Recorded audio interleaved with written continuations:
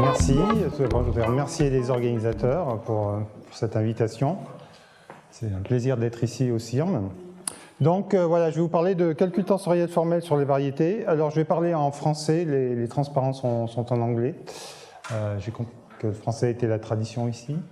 Donc voilà le plan du cours. Donc aujourd'hui, on va faire tout d'abord introduire le sujet, la problématique. Puis je décrirai une implémentation concrète du calcul tensoriel sur les variétés. Et on verra aujourd'hui essentiellement ces deux premiers points, l'implémentation sur des variétés elles-mêmes, et puis quelque chose qui est important pour le calcul, c'est les champs scalaires sur les variétés. Et je pense que demain, on fera vraiment les champs vectoriels et les champs tensoriels. Donc commençons donc par l'introduction. Donc, tout d'abord, qu'est-ce que le calcul tensoriel? Peut-être définir avant de parler du calcul tensoriel formel. Ce que j'entends ici par calcul tensoriel, il y a peut-être, on peut peut-être comprendre autre chose. En fait, ici, c'est vraiment le calcul au sens l'arithmétique des champs tensoriels sur une variété. Toutes les opérations tensorielles classiques, le produit tensoriel, les contractions. Toutes les opérations de symétrie, savoir qu'un tenseur a des symétries, symétriser un tenseur, l'antisymétriser, jouer comme ça sur les propriétés des tenseurs. Et puis après des opérations calculatoires, comme prendre par exemple la dérivée de Lie d'un champ tensoriel le long d'un champ de vecteurs. Si on se donne aussi plusieurs variétés, qu'on a des fonctions entre différenciables entre les variétés. Alors il y a les notions de pullback et de push-forward qui apparaissent aussi, qu'on doit pouvoir calculer. Et puis il y a aussi, ça englobe en général tout ce qui est calcul extérieur sur les formes différentielles, à prendre une dérivée extérieure, le produit extérieur, etc. Voilà, le calcul de Cartan, comme on dit. Donc il y a ça, mais aussi si la variété a une métrique, c'est-à-dire que si on a une variété pseudo-riemannienne, il y a des opérations supplémentaires qu'on aime bien faire souvent, qui sont liées à la métrique, comme par exemple les opérations de lever et baisser les indices, qu'on appelle les isomorphismes musicaux. Évidemment, si on a une métrique, on a la connexion de Levi-Civita associée, donc on peut prendre des dérivés covariants, des champs tensoriels, des choses comme ça. Et une opération qui est en général fastidieuse à faire à la main, c'est calculer typiquement le tenseur de Riemann d'une métrique donnée, tenseur de courbure. Donc ça, c'est quelque chose qu'on aime bien aussi faire formellement. Si on a une métrique, on a aussi induite la dualité de Hodge pour les formes différentielles ou les multivecteurs. Donc voilà, c'est un peu le cadre ici de ce que j'entends par calcul tensoriel. C'est pas grave si on ne comprend pas la moitié de ce que c'est là. Non, c'est pour dire un peu ce que ça fait. Je vais introduire toutes les choses ici, hein. Enfin les choses dont on a besoin dans le cours seront introduites là. C'est juste le panorama du type de calcul qu'on peut vouloir faire de manière plus ou moins formelle sur une variété. Hein. Mais je vais introduire les choses. Voilà, ça c'était pour fixer le cadre. Mais avant d'introduire les choses elles-mêmes, je vais dire quelques mots d'histoire, pour commencer par des aspects plutôt historiques.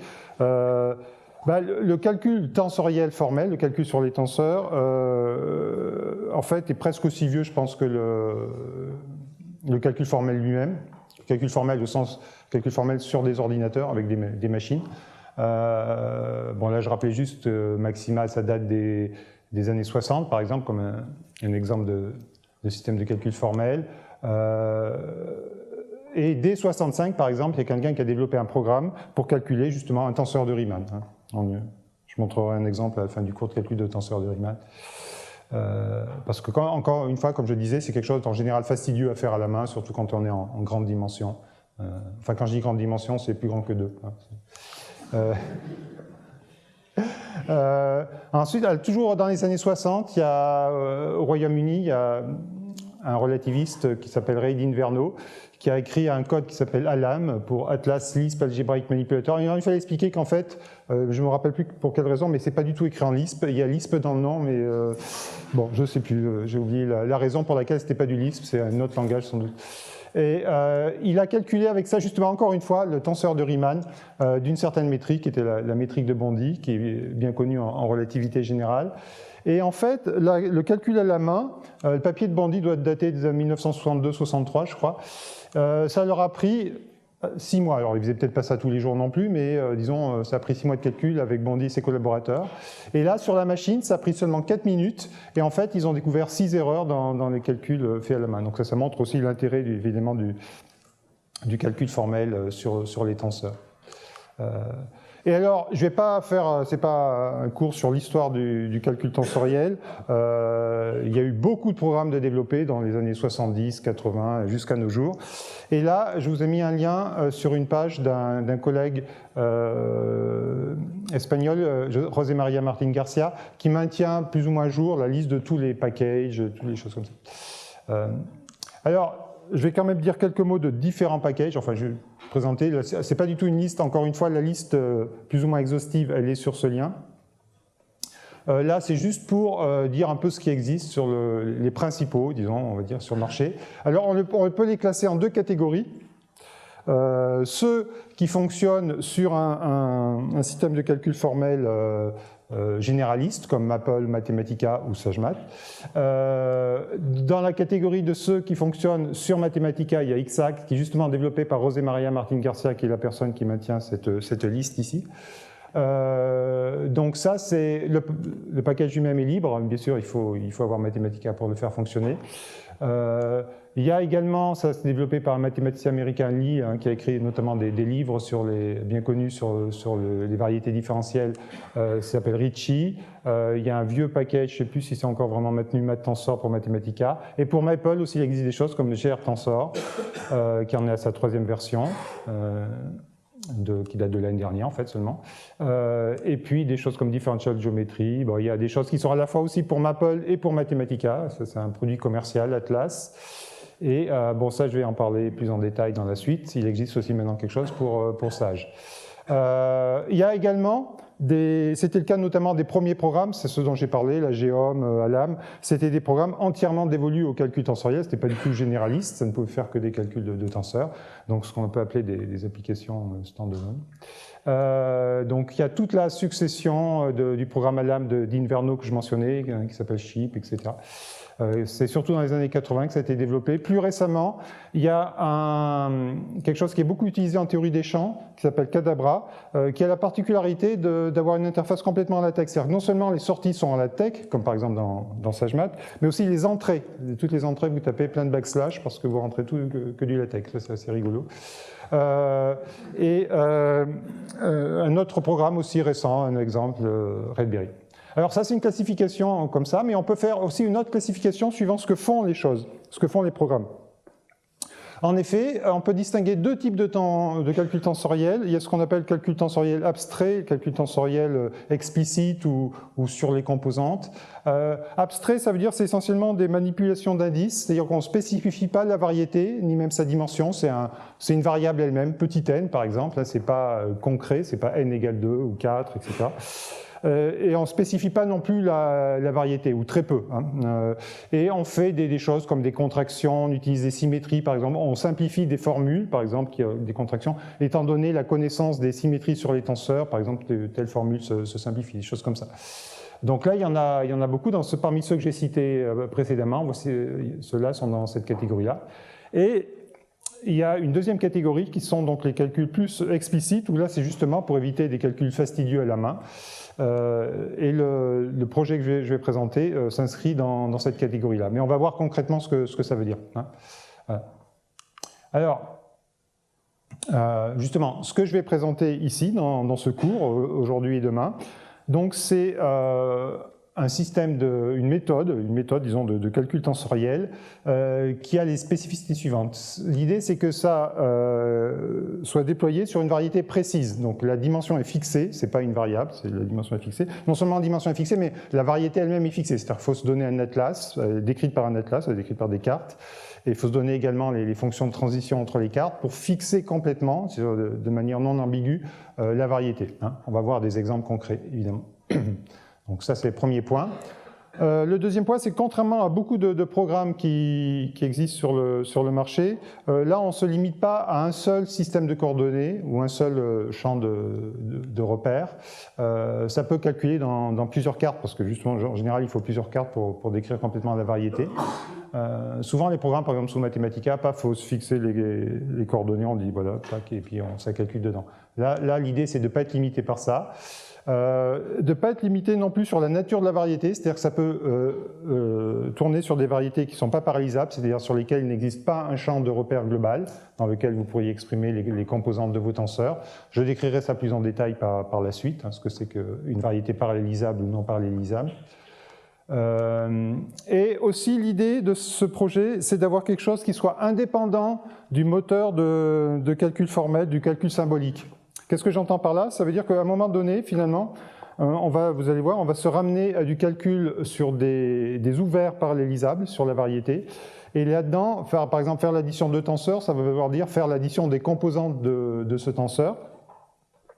Et in fine, cette addition de composantes, ces composantes vont être représentées par des expressions symboliques en fonction d'une carte. Donc on va choisir des cartes, je vais détailler tout ce mécanisme-là.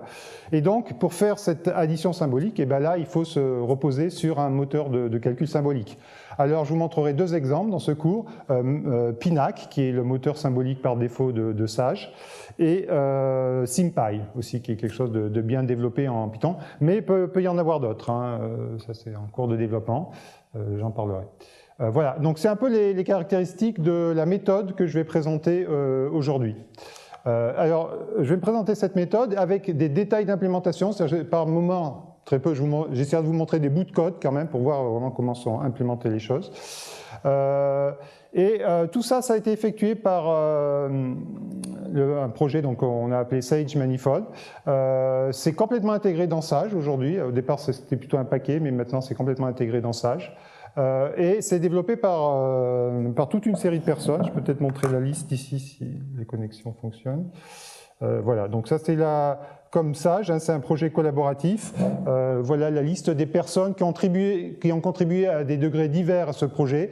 Ça peut être, alors contribuer, ça peut être soit écrire du code, mais ça peut être aussi faire de la revue de code. C'est très important évidemment pour que le code soit validé par un regard extérieur et puis aussi soit intégré dans Sage. Donc il y a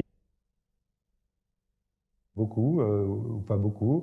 Il y a des gens qui ont fait des petits projets, juste intégrés des tenseurs spécifiques, le tenseur de coton par exemple, etc. Voilà. Donc il y a un peu de tout dans les contributeurs à ce projet. Donc je reviens maintenant à exposer lui-même. Voilà. Donc on va maintenant, après cette introduction, donc pour présenter un peu le cours, on va rentrer dans le vif du sujet et évidemment on va commencer par définir les objets sur lesquels on veut travailler, avant même de voir leur implémentation formelle. Donc là, je vous rappelle simplement la définition des variétés, en commençant au niveau topologique, puis on ira au niveau différentiel. Pour le calcul tensoriel, c'est le niveau variété différentielle qui est relevant. Donc tout d'abord, une variété topologique, c'est un espace topologique séparé, donc sur un corps K. Alors le corps K, dans la pratique, ça va être soit R, soit C, souvent R d'ailleurs pour nos applications, mais a priori, tel que c'est implémenté dans SageMath, ça peut être n'importe quel corps topologique. Donc on suppose qu'on a un espace topologique séparé, qu'il a une base dénombrable. C'est-à-dire qu'il existe une famille dénombrable d'ouverts, telle que dès qu'on prend un ouvert sur la variété, on peut le recouvrir par une union de membres de cette famille. Et le point important, qui est vraiment la nature même de variété, on va dire, c'est qu'au voisinage de chaque point, on peut trouver un ouvert qui soit homéomorphe à un ouvert de Rn, où n, enfin Rn ou Kn dans le cas général, où n va être donc la dimension de la variété. Et ce n est constant sur toute la variété, c'est ça aussi qui est important, évidemment. C'est le même n pour tous les points de la variété. Voilà, donc ça, je rappelais juste comme ça pour qu'on ait la définition d'une variété topologique.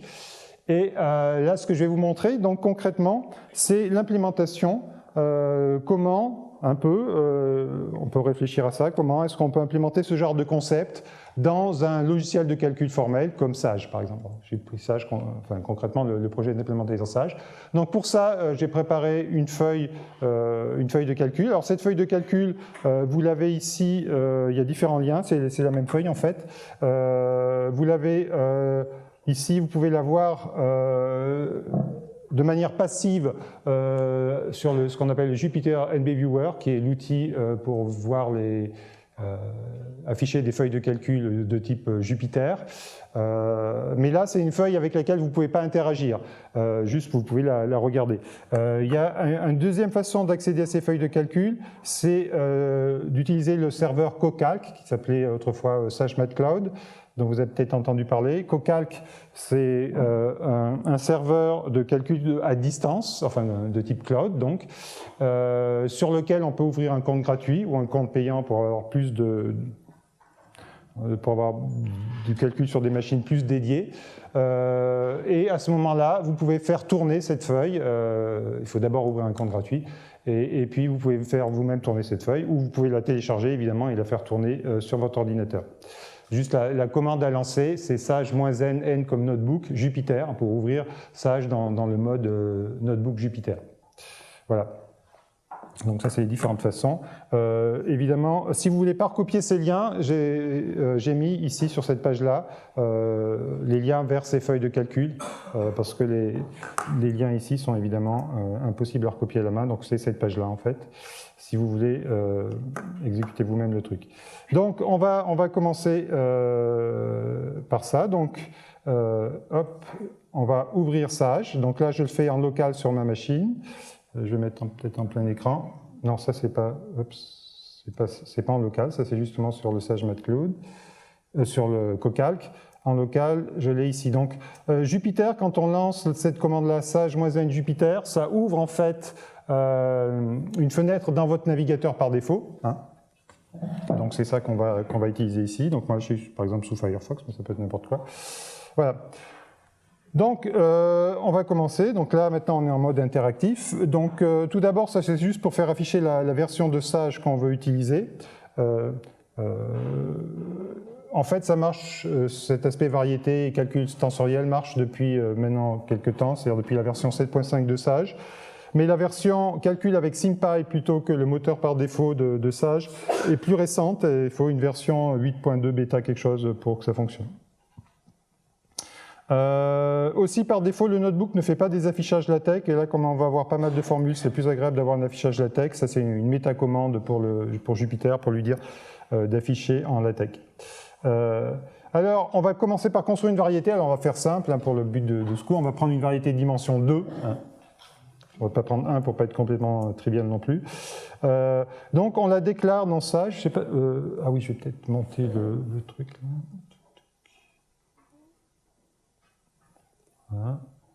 Ouais. On la déclare par ce mot-clé manifold.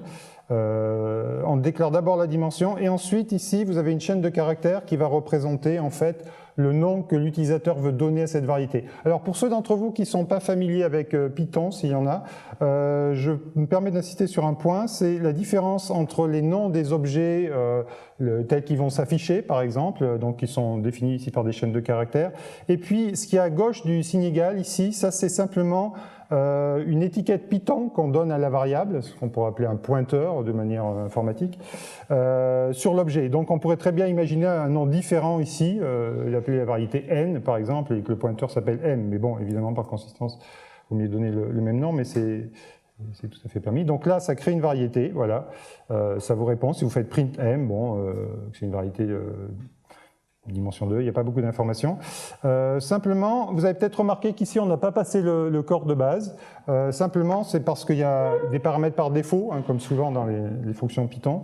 Enfin, il n'y a pas que Python, évidemment. Et donc ça, par défaut, c'est R, parce que dans la plupart du temps, enfin, dans beaucoup d'applications, quand on dit variété sans préciser autre chose, en général, il s'agit d'une variété réelle, hein, sinon on dit variété complexe, etc. Donc on peut vérifier qu'il a bien créé une variété réelle. Si on lui demande quel est le corps de base, eh bien il répond que c'est R. C'est bon. pas une grande surprise. Et là, je donne un exemple, par exemple, sinon il aurait fallu préciser le corps de base avec un argument field en mettant à complexe, par exemple. Alors, ça, c'est juste un mot-clé pour passer. On peut rentrer aussi field CC, le CC de Sage. Ça aurait pu. Ouais. Je pense qu'il accepte les deux. Là, c'est en attendant qu'il y ait une vraie représentation. J'ai vu qu'il y a une discussion en ce moment, peut-être Vincent est bien au courant de tout ça, dans Sage, pour avoir une représentation pas exacte, mais qui soit un peu indépendante du numérique des corps qu'on ne peut pas représenter de manière exacte, comme R ou C. À ce moment-là, on pourra passer ça comme corps ici, parce que l'aspect CC, vous savez que c'est par défaut, c'est une représentation de C dans Sage qui est limitée à 53 bits. Hein.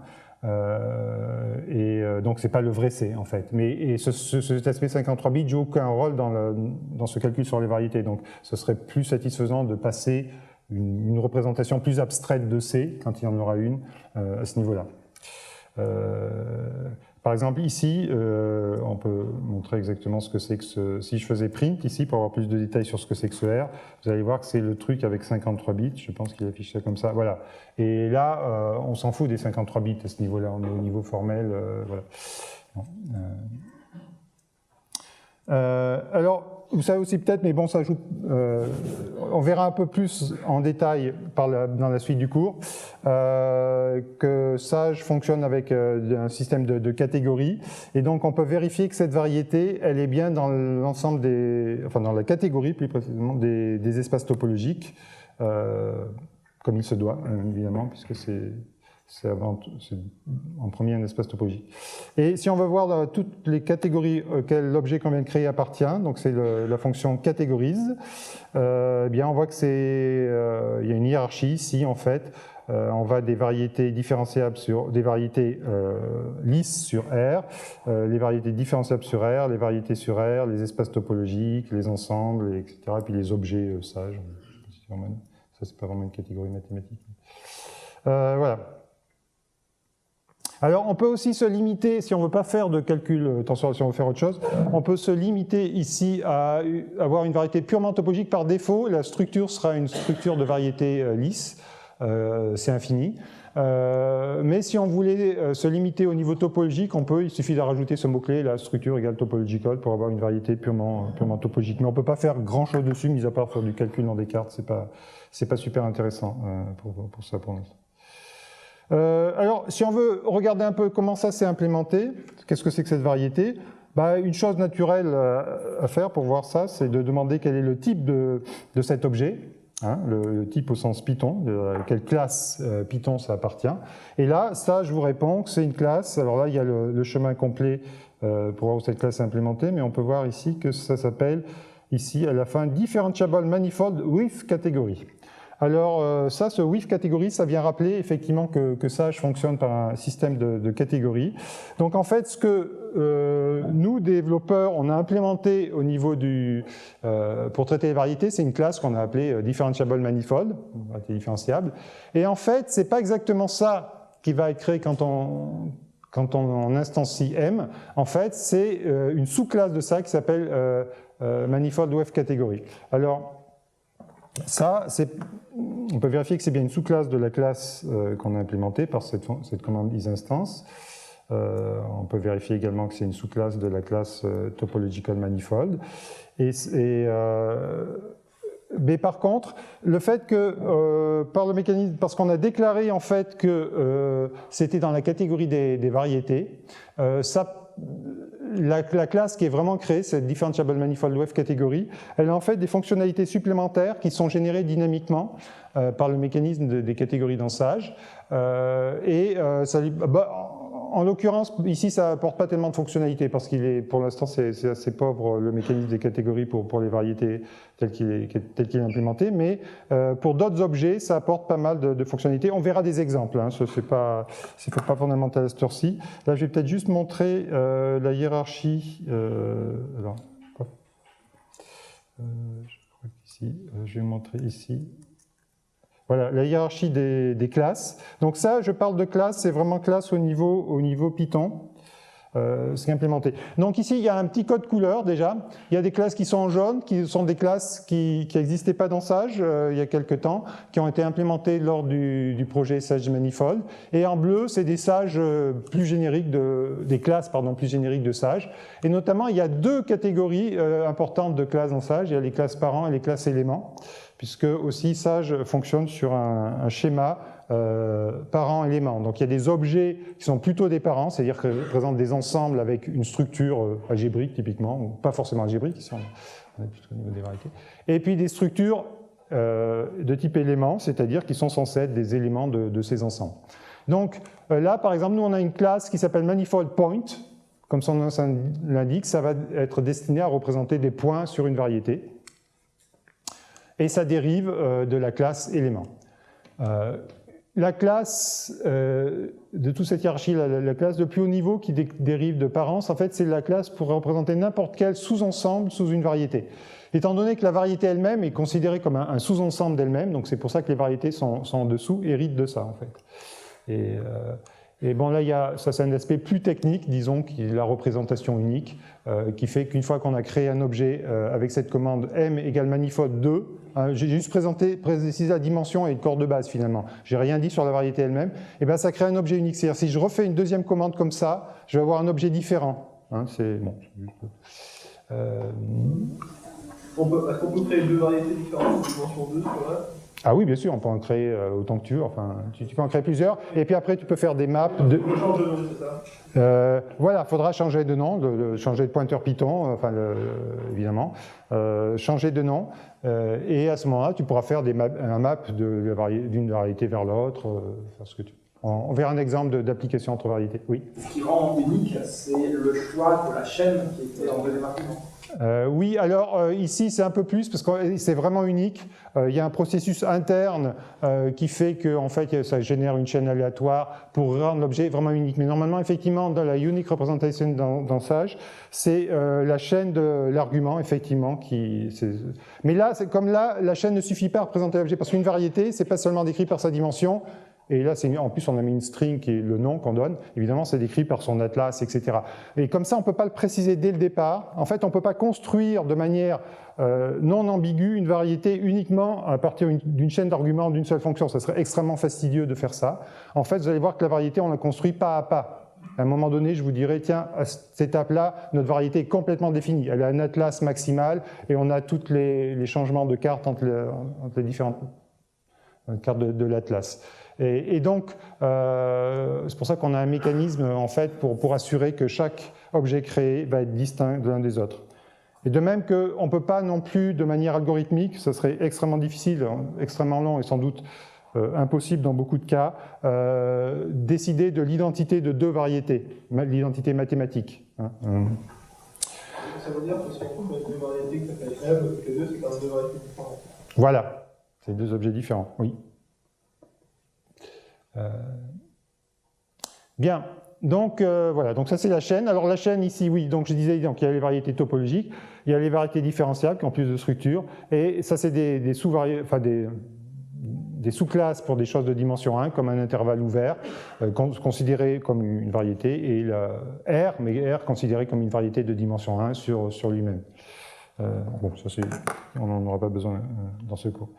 Voilà, voilà, donc ça, tac, je vais revenir à la feuille de calcul.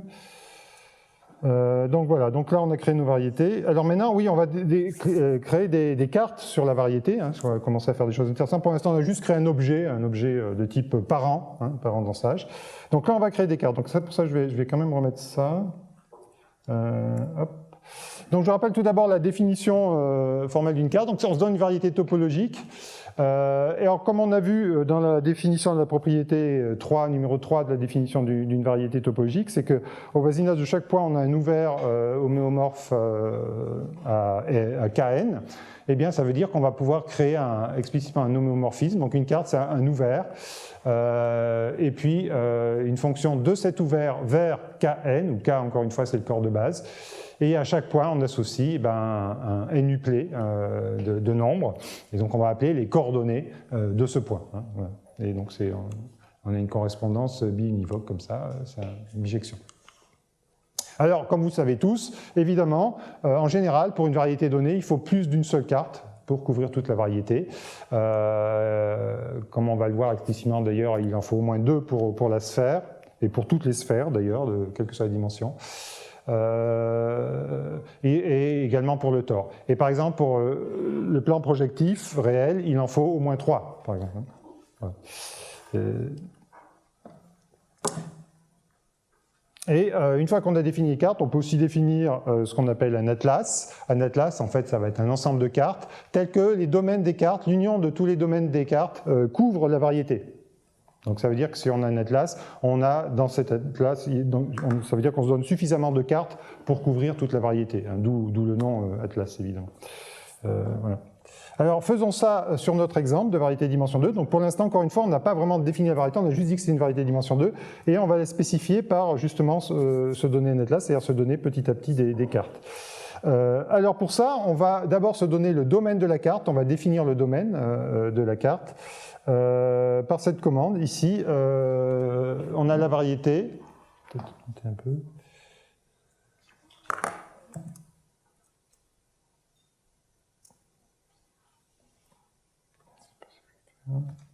Excusez-moi. Hop. Hop, voilà. On va créer un domaine. Alors c'est un peu comme la commande qui crée des variétés. On passe une chaîne de caractères qui va représenter le nom tel qu'il sera affiché de cet ouvert, on va l'appeler U. Et là, encore une fois, ça c'est le nom de la variable Python qui va contenir cet objet. C'est juste un bête pointeur vers cet objet. Donc évidemment, on lui donne le même nom, mais c'est pas obligatoire, encore une fois. Et ensuite, sur cet ouvert U, on va créer une carte par la commande chart, ça paraît assez naturel. Encore une fois, là on peut utiliser, je ne sais pas si vous êtes familier avec ça, mais on peut utiliser par exemple, si on ne connaissait pas ces commandes-là, je vais peut-être montrer un exemple, ici. Si je veux créer un ouvert, mais je ne sais pas comment créer un ouvert, eh bien j'ai mon objet M, je fais un point, et ensuite j'appuie sur la touche Tab, et là ça va me donner la liste de toutes les commandes que je peux faire sur cet objet. Alors on peut le faire défiler, on dit comment on va pouvoir créer un ouvert. Alors, on voit qu'on a tout ça, tac, tac, tac, tac, tac, et à un moment donné, il y a un truc qui va s'appeler OpenSet, hopefully. Open subset, voilà, tac, bah, ça doit être ça. Si on n'est pas sûr que c'est bien ça qui va me créer un ouvert, vu le nom, ça devrait être ça, mais si on n'est pas sûr, on peut mettre le point d'interrogation, et à ce moment-là, on va avoir de l'information là-dessus, s'il veut bien, voilà, on a de l'information, create an open subset on the manifold, et ça vous donne ensuite ce qu'il faut mettre en input, voilà, tous les arguments, et puis après il y a des exemples, etc. Donc là, voilà, donc on a cette documentation interactive comme ça, et donc voilà, donc on peut faire ça. Donc on va le faire ici, ben, on va le faire là hein, d'ailleurs, hop, ben, je vais le faire là plutôt, d'ailleurs je vais le faire en 2 étapes, comme ça, U égale M open subset de U, et puis ensuite je vais lui demander qu'est-ce que c'est que U, hop. Donc là il me répond que U c'est U, c'est-à-dire qu'en fait là c'est un peu minimal comme information, c'est simplement il me retourne mon identifiant que j'ai mis là, il me retourne sous forme LaTeX, hein. Bon, c'est juste un U. Maintenant, si je veux avoir un peu plus d'informations sur un objet, en général, il faut faire la commande print. Print va me donner plus de détails, juste une petite phrase sur l'objet. Si je voulais encore plus d'informations sur l'objet, donc là, ça me dit que c'est un open subset, c'est à peu près clair sur la variété dimension 2. Là, j'ai encore le mécanisme point d'interrogation. Là, il va me retourner la classe qui définit l'objet. En fait, il est dans la classe des variétés, puisqu'un ouvert sur une variété est lui-même une variété, une sous-variété de dimension n, en fait, de la variété de départ. Donc, dans ça, c'est créé comme ça. Il n'y a pas une classe spécifique pour les ouverts. Chaque ouvert est lui-même une variété, hein, ce qui est naturel. Tac. Bien, donc maintenant que j'ai cet ouvert U, bah, je vais créer une carte. Donc je vais supprimer cette ligne, parce que ça c'est déjà fait, paf. Et donc là, je crée une carte. Alors, pour créer une carte, évidemment, là on pourrait dire comment je vais créer une carte sur cet ouvert U. Encore une fois, on se doute, il y a peut-être un truc qui commence par carte, tchac, tac. Voilà, il y a chart ici, voilà, c'est les commandes chart qui va créer une carte. Et simplement, quand on va créer une carte, on va vouloir lui passer comme information les noms des coordonnées qu'on aimerait employer sur cette carte. typiquement XY, ça peut être R θ phi, etc. Et puis il peut y avoir des choses, d'autres informations. Par exemple, si vous passez R θ phi, vous avez aussi envie de lui dire comment ces noms vont s'afficher en LaTeX. Par exemple, θ, vous n'avez pas envie d'écrire forcément θ en toutes lettres, vous l'appelez par exemple seulement T, et vous lui dites que pour le LaTeX, il faudrait que ce soit du θ, hein, par exemple, des choses comme ça. Donc il y a pas mal d'informations qu'on peut passer. Il y a également le domaine de variation de ces coordonnées. Vous pouvez lui passer comme information, par exemple, R va être positif, θ c'est entre 0 et pi, des choses comme ça. Là, on va créer une carte en fait où les deux coordonnées qu'on va appeler x et y décrivent R tout entier, vont de moins l'infini à plus l'infini. Donc on n'a pas ce problème d'information, enfin on n'a pas à passer cette information-là, ça va être pris par défaut. Et à ce moment-là, on invoque ça, c'est ce qu'on appelle du sucre syntaxique, je crois, quelque chose comme ça. Cette notation-là, c'est pour faire en deux étapes de choses. Normalement, il faudrait mettre x, y là comme argument de la carte. Et puis après les récupérer comme des variables Python, et ça fait les deux choses en même temps. Ça crée une carte qui va s'appeler XU, et il y aura des coordonnées XY dedans. Bon, c'est juste on peut le voir comme une notation, si vous voulez, à ce niveau-là, si on ne veut pas rentrer dans les détails. C'est-à-dire qu'à ce moment-là, l'intérêt de ça, c'est que je dispose, comme variable Python, il va connaître, alors X, ça je le connais toujours, mais par exemple, là, il va connaître Y. Voilà, bon, il me retourne que Y c'est Y, mais je peux lui demander par exemple qu'est-ce que c'est que ce Y là, c'est quoi? Ça va être en fait une expression symbolique de sage qui va dénoter la coordonnée Y. Ce Y, je peux aussi le récupérer comme étant le membre 1 de ma carte, puisque ici, par défaut, les indices commencent à 0. On peut changer, quand on construit une variété, il y a un argument qui s'appelle startIndex. Si vous préférez faire commencer tous vos indices de coordonnées, de tenseurs, etc. sur votre variété à 1 ou à 14, enfin ce que vous voulez, vous pouvez mettre startIndex égale ce nombre-là, et évidemment, ça peut être pratique, des fois on a... Mais là, c'est la convention, disons, informatique, on va dire, c'est-à-dire que ça commence à 0, donc x va être 0. Et donc là, on pourrait récupérer voilà, y comme ça par xu de 1, par exemple, xu de 1, c'est y. On peut récupérer les deux coordonnées d'un coup par ce truc de liste, comme si c'était une liste, en fait, la carte. Là, ça vous redonne vos deux coordonnées. Voilà. Alors, aussi au niveau des notations, des notations, les cartes sont toujours décrites comme ça dans Sage par leur domaine et le nom des coordonnées. Hein, c'est une convention de notation des cartes. Donc ça, l'étape suivante, c'est ce que je disais tout à l'heure, c'est que les ouverts eux-mêmes sont dans la catégorie sont des sous-classes de variétés différentielles, puis ce sont eux-mêmes des variétés différentielles. Donc ça, c'est quelque chose qu'on a vu sur la documentation, qu'on peut vérifier explicitement avec la commande isInstance. Voilà. Donc là, on a créé une carte. On est content, on commence à avoir un peu plus de structure sur notre variété. On a une variété avec un ouvert U et une carte sur cet ouvert. Allons un petit peu plus loin, maintenant on aimerait bien créer des points sur cette variété quand même. On commence à faire des choses. Donc là, on va créer un point sur la variété. Alors, vous allez me dire, il y a peut-être une commande point pour créer un point. Il y a une commande point, effectivement, mais c'est un espèce de raccourci parce qu'en fait, là, on va utiliser plutôt le mécanisme parent-élément de Sage. Les points sont des éléments des variétés, hein, c'est ce qu'on a vu tout à l'heure dans un petit diagramme.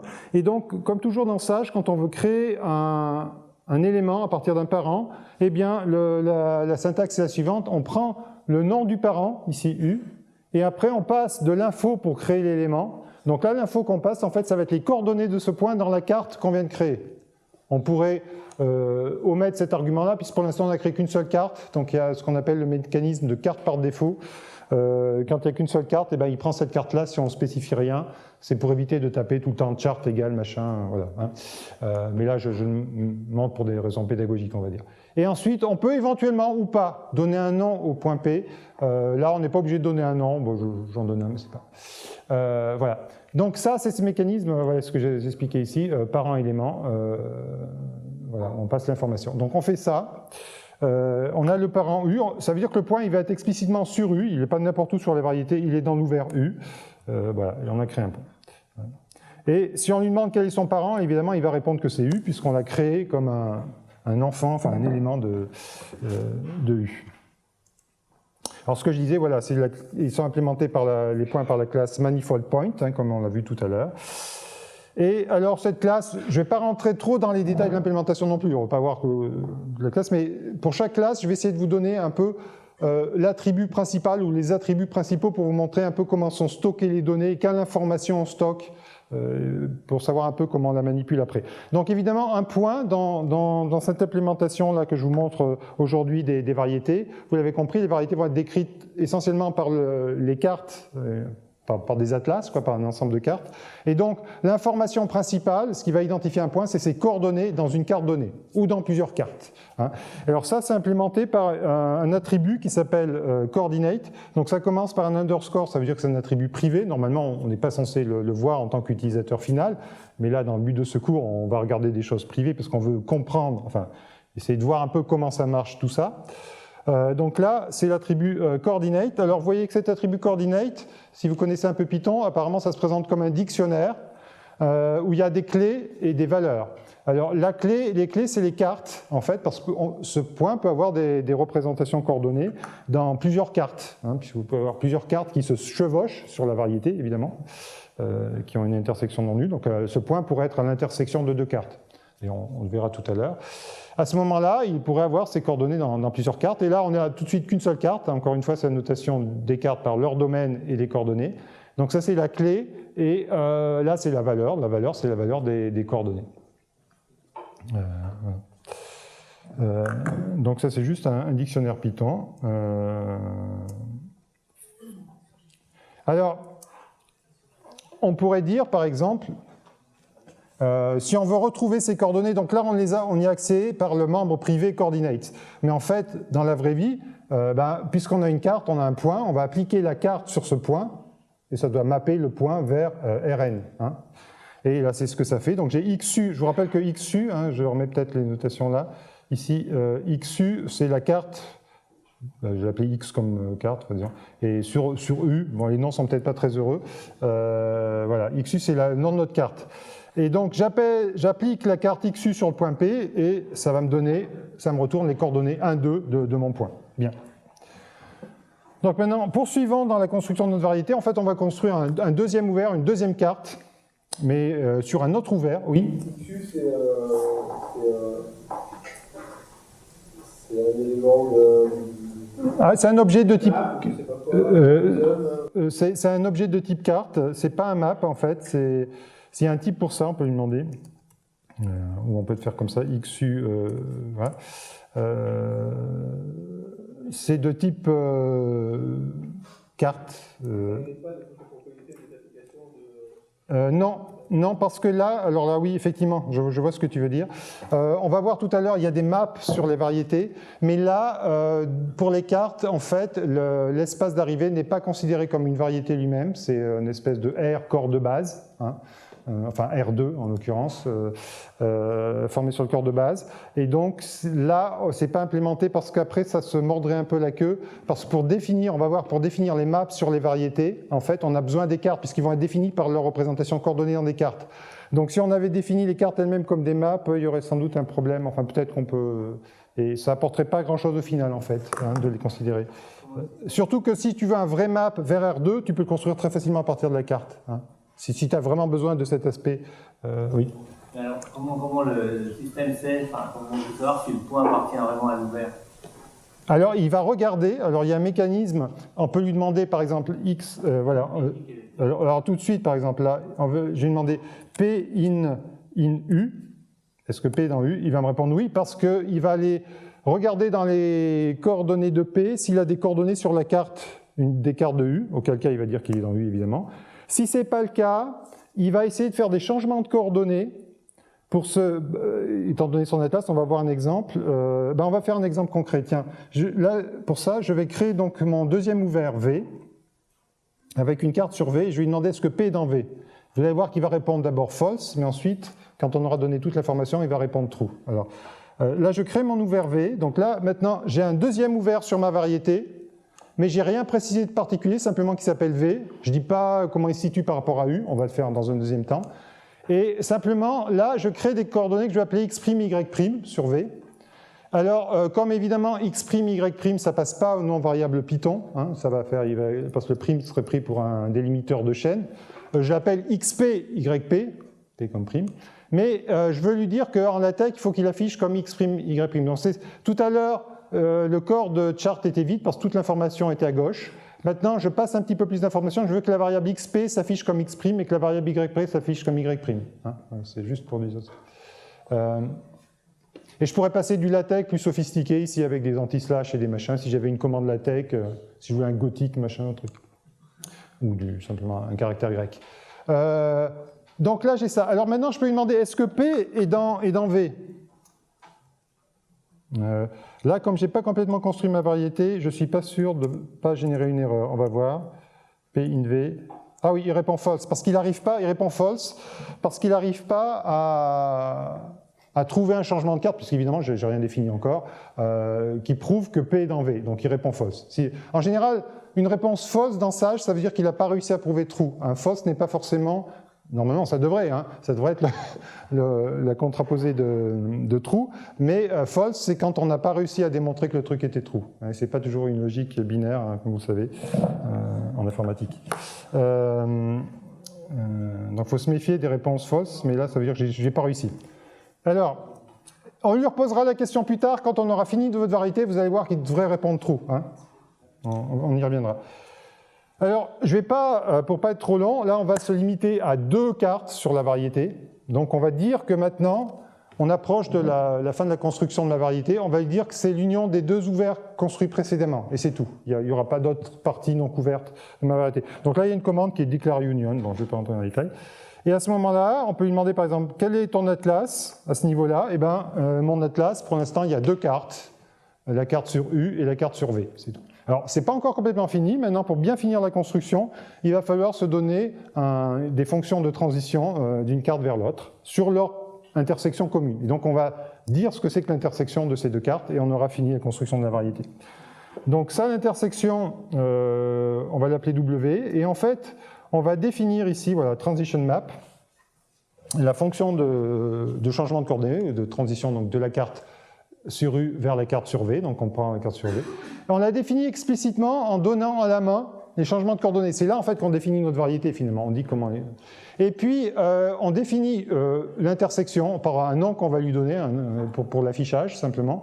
Et en fait par 2 restrictions sur les coordonnées, ça veut dire la restriction 1, c'est comment je définis cette intersection du point de vue des coordonnées de U.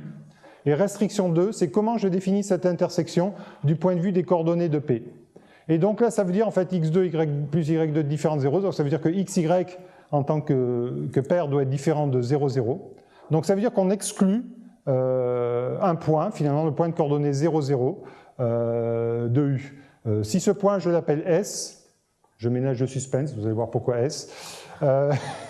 Ce point de coordonnées 0, 0. Et si dans la carte XY sur U, eh bien ça veut dire que W, ça sera U privé de ce point S. Hein, c'est ça que ça veut dire cette ligne. Et si le point maintenant de l'intersection, cette intersection W, je vais pouvoir voir comme V privé d'un autre point, le point de coordonnées X', Y' égale 0, 0. Et ce point, je l'appelle N.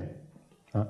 Et donc à ce moment-là, ça veut dire qu'encore une fois, U, ça va être tout simplement M privé du point N. V, ça va être M privé du point S, et leur intersection, ça sera M privé de N et de S, de 2 points. Donc si je fais ça, je définis mon transition map, voilà. Je lui demande de l'afficher, les affichages c'est toujours la commande display, voilà, c'est mon changement de coordonnées, ça c'est simplement l'information que j'ai rentrée ici, hein. Voilà, il me la sort comme ça, c'est mon changement de coordonnées. Et on peut lui demander le changement inverse. Hein, il vérifie quelque chose ou... Là, il vérifie, non, il implémente ça. Non, là, on définit les choses, on est au niveau encore définition, donc il n'y a pas tellement de vérification à faire. C'est nous qui définissons les choses comme ça. Hein. Par exemple, si on avait dit x2 plus y2 différent de 1, il n'aurait pas dit attention, x2 plus y2, ça s'annule en 0. Eh ben, si tu faisais x2 plus y2 différent de 1, ça veut dire que tu exclus de ton intersection le cercle, un cercle en fait. Si on avait oublié disons, la restriction 1, il aurait remarqué qu'on dit... non, il n'y a pas vraiment... Non, on peut faire des choses... oui, c'est casse-gueule, je pense, si on met des... Oui. Et si jamais il y avait plusieurs cartes, 3, est-ce que ça vérifie que ça fait impossible? Alors, non, là simplement ça va faire... Il faudra prendre les cartes 2 par 2, il faudra faire autant de transition map que tu as de paires de cartes en fait. Hein. Non, ah ben après, ah non, il ne vérifiera pas ça. Alors évidemment, là, tu vas au-devant de... Oui, pour l'instant, il y aurait des mécanismes de... Oui. Là, tout de suite, que je ne dise pas de bêtises. Alors, tu peux lui faire calculer, par contre, la façon d'implémenter ça pour assurer la compatibilité, c'est tu peux faire des produits de cartes, des produits avec le rond, enfin l'opérateur de combinaison, hein, et comme ça, c'est lui qui va faire le calcul pour toi, et tu es sûr que ce sera compatible, plutôt que de définir à la main. Donc l'idée, c'est toujours de définir le minimum à la main, et de lui demander de faire le calcul quand, sur des recouvrements. Hein. C'est comme ça qu'il faut procéder. Mais si toi, tu forces à la main des choses qui ne sont pas compatibles, là, il n'y a pas de mécanisme de vérification. Alors, juste, on va faire calculer l'inverse. L'inverse, donc là, il calcule. On ne lui donne pas à la main, justement, on est sûr comme ça que ce sera compatible. La transition inverse, il calcule. Et là, comme les formules sont complètement symétriques, et ben, l'inverse, c'est symétrique aussi. Et là, à ce stade, on a tout défini. Et en particulier, vous avez peut-être reconnu qu'en fait, cette variété de dimension 2, c'est simplement la sphère S2. Et les coordonnées, c'est les coordonnées stéréographiques depuis le pôle sud, d'où la lettre S, et depuis le pôle nord, N.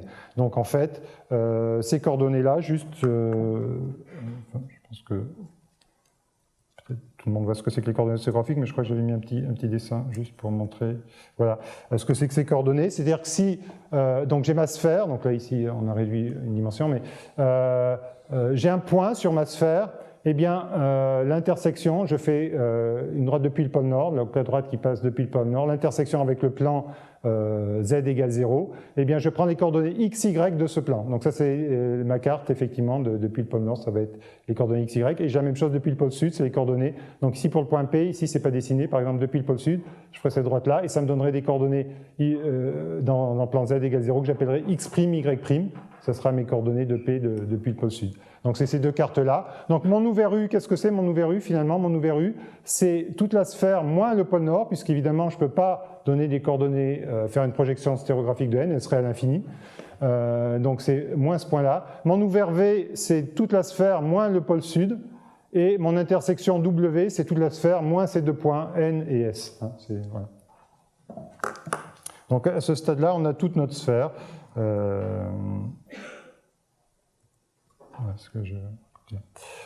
Voilà. Oui. Donc là, il fait un calcul, on lui inverse. Là, on est au niveau. Là, il utilise le moteur symbolique sous-jacent. Et donc là, il a fait avec Pinac, enfin le truc standard de stage. Oui.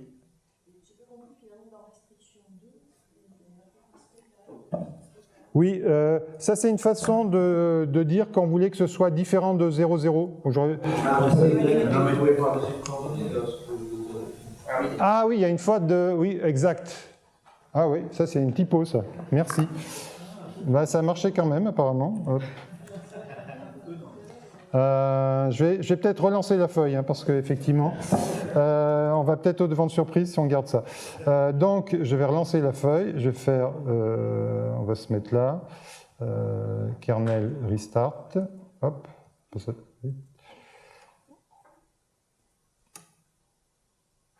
Et on va faire kernel run above. Donc là, si on fait run all above, depuis là, ça va faire tout ce qui est... Ah, mais pas Bilo. Ah, non, il a peut-être rien fait.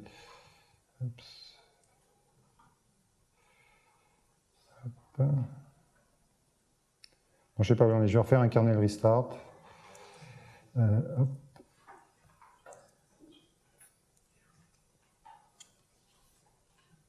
Voilà, kernel ready. Donc on va se mettre à la cellule ici, voilà, tac. Je pense qu'il a fait juste... Ah oui, il avait exécuté rien que la cellule, évidemment, comme on n'avait pas fait... On a fait un kernel restart, donc il y a un name error tout de suite, parce qu'il ne connaît pas du tout ce que c'est que ce truc-là. C'était l'instruction numéro 1, évidemment, c'était un peu dur pour commencer. Donc là, je vais faire cell run all above. Voilà, donc là, on est reparti avec cette fois-ci une bonne définition de restriction 2. Voilà, donc ça va très vite, on est déjà arrivé là. Donc là, pour vérifier que tout va bien, on va lui faire ça, tac. Voilà, ça y est, tout est rentré dans l'ordre, hop. Donc maintenant, ah voilà, on arrive à la partie intéressante, même avant de faire ça. Vous vous souvenez, tout à l'heure, il avait dit que le point P de coordonnées 1, 2, il n'était pas dans V. Mais évidemment, comme V, c'est toute la sphère moins le pôle sud, et que les coordonnées 1, 2, ce n'était pas le pôle sud, ça serait 0, 0 dans ces coordonnées-là, il devrait répondre oui maintenant. Donc là, on va faire une cellule au-dessus. Maintenant, je vais lui demander, est-ce que P est dans V? Voilà, il a compris que P était bien en V. Donc là, maintenant, comme j'ai toute l'information, on devrait avoir des réponses plus ou moins sensées. Et en particulier, quelles sont les coordonnées de P dans la nouvelle carte, celle de la projection depuis le pôle sud? Et bien là, il va calculer, à partir du transition map qu'on a fourni, il trouve que c'est 1/5, 2/5, on pourra vérifier. Voilà. Et maintenant, ça veut dire qu'il a mis à jour le dictionnaire des coordonnées. Là maintenant, il y a 2 membres dans ce dictionnaire. Tout à l'heure, il n'y avait que 1, 2 qui étaient les coordonnées de P. Et maintenant, sur la carte V, il y a 1/5 et 2/5. Voilà. Donc maintenant qu'on a défini les points, on va pouvoir aussi définir les applications, enfin c'est une étape suivante, disons, dans la construction des choses, d'une variété vers une autre. Et là, je vais définir une application qui est simplement assez naturelle, qui est simplement le plongement de la sphère dans R3. C'est quelque chose qui peut passer à la tête. D'autant plus qu'on va l'utiliser, ce plongement, pour des applications graphiques, c'est-à-dire pour visualiser la sphère comme une sphère, par exemple. Donc on va utiliser ce plongement-là. Donc, comment ? On va définir la sphère comme une sous-variété de R3 Non, pas encore. Ça, c'est pas implémenté, les sous-variétés, c'est en projet, mais c'est pas encore défini. Non. Donc là, il faut expliciter spécifiquement des plongements ou des immersions, enfin faire des choses que vous voulez. Donc là, pour ça, on va d'abord définir R3. Donc R3, pareil, vous pouvez définir R3 dans Sage, vous pouvez faire, ça serait ça, tac, tac. Mais ça, si vous faites ça, encore une fois, R3 ça existe, mais c'est pas du tout une variété, c'est pas, c'est des bits des réels de 53 bits, etc. Donc nous, on va pas faire ça, donc ça je coupe, paf. On va le voir comme une variété. Alors là, vous voyez, je fais tout à la fois, je définis ma variété dimension 3, je l'appelle R3, et là, vous voyez, j'ai une chaîne supplémentaire, ça c'est le nom LaTeX, je veux qu'elle s'affiche comme du R habituel, disons, si on veut, c'est pour vous montrer un exemple de LaTeX pour l'affichage. Ce R là, c'est du Python, c'est-à-dire c'est une raw string, une chaîne brute, parce qu'à cause de l'anti-slash qui est là, sinon il faudrait doubler l'anti-slash. Et si on ne veut pas doubler, on peut mettre un R devant la chaîne ici. Et donc on définit notre variété, et là on définit une carte sur toute la variété, c'est R3, donc là évidemment il y a une carte globale, et on va appeler, pour ne pas confondre avec notre petit x, petit y, on va appeler les coordonnées grand X, grand Y, grand Z. Donc allons-y, alors on définit R3, voilà, paf. Donc on a R3 avec une carte dessus, une carte globale, et maintenant on va définir le plongement de la sphère dans R3, et on va le définir de manière coordonnée, encore une fois, on va le définir à partir des cartes. Donc là, ça veut dire qu'on a un map depuis la variété, donc M maintenant, on peut le voir comme S2, vers R3, et on se donne des paires de cartes ici, et dans une paire de cartes, on définit à la main ce que c'est que notre application. Donc là, c'est les formules coordonnées pour vérifier, à partir des coordonnées stéréographiques, c'est les formules classiques de plongement de S2 dans R3. Donc on définit sur nos 2 cartes, la carte sur U, c'est la projection stéréographique depuis le pôle nord, la projection stéréographique depuis le pôle sud, voilà, les formules explicites. Il y a un petit changement de signe quelque part, voilà, ici par exemple, il y a ici. Ça c'est le nom qu'on donne au mapping, et encore une fois le nom LaTeX pour que ça s'affiche comme un phi. Donc là, une fois qu'on a fait ça, on définit, voilà. Et on a notre application qui va de la sphère vers R3, et sur la carte U, ça fait ça. Voilà, et sur la carte sur V, ça fait ça. Voilà. Vous vérifiez que c'est compatible avec les changements de carte. Oui, effectivement, dans ce cas-là, on a donné à la main. Alors, encore une fois, j'aurais pu lui faire calculer et faire étendre. Oui, là, effectivement, là, c'est un peu dangereux de faire ça. Comme je disais tout à l'heure, vaut mieux passer le minimum d'informations et lui demander de calculer sur une carte. Donc, il sait faire. On pourrait passer... En fait, ce qu'il saurait faire, si on lui passait que sur la carte sur U, il saurait calculer sur tout W, c'est-à-dire l'intersection des deux. Mais il ne saurait pas calculer sur le dernier point, puisque là, il n'aurait pas... Et donc, il pourrait vous calculer cette expression sur W, et après, il y a une commande qui s'appelle add by continuation, et donc il fera un prolongement en fait analytique pour avoir le truc sur tout. Oui, ça serait plus correct de faire ça. Comme ça, on est sûr qu'on a quelque chose de cohérent. Pour ça, effectivement, si on a fait une faute de frappe, là, on va aussi au-devant de choses. Et donc, comme je disais, ce plongement, on va l'utiliser à des fins graphiques. En effet, toutes les cartes, elles ont une commande, enfin beaucoup d'objets liés aux variétés ont une commande plot qui est destinée à afficher l'objet. Alors pour une carte, qu'est-ce que ça veut dire plot d'une carte? Ça veut dire simplement, il va dessiner les lignes de coordonnées. Alors par défaut, il en prend 8, je crois, ou un truc comme ça, il y a un nom par défaut, mais ça, tout ça c'est paramétrisable. Et il dessine une carte en fonction d'une autre carte. Il peut se dessiner en fonction d'elle-même. Je vais peut-être montrer un exemple. Par exemple, dessiner une carte, la commande minimale, ça serait XU plot. Si je fais ça, il va la dessiner en fonction de lui-même. C'est pas très intéressant, parce que ça va faire une grille coordonnée. Voilà, il prend une grille dessinée, une carte dessinée en fonction d'elle-même, c'est XY en fonction de XY. Vous voyez, c'est pas. Hein, on aurait pu s'en passer, mais c'est juste pour montrer. Et par contre, un truc, si je restreins ça à l'intersection, la carte restreinte à W, dessinée en fonction de la carte XV, aussi restreinte à W, bon, c'est peut-être même pas la peine, il va prendre la restriction, je pense. Là, c'est peut-être... ah non, parce que W, je ne l'ai pas défini, autant pour moi. Donc W, on l'a défini en tant que nom, mais pas en tant que variable Python, donc c'est U intersection V. Voilà. Donc je fais ma restriction. Et là, c'est un peu plus intéressant parce que... Oups. Ah oui, alors là, il faut exclure des points. Ouais. Oui, il y a des divisions par 0, c'est un peu violent, c'est pas un bon exemple. Bon. J'ai un exemple d'ailleurs. Là, il faut mieux le faire en plusieurs parties. Ouais, bon, oublions. C'est pas, je pourrais faire un range, par exemple, on peut faire qu'une partie. Ouais, c'est à cause du 0.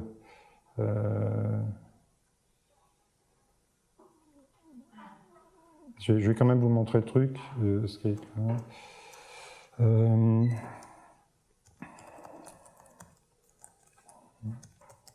Donc en fonction de XV, et là on doit avoir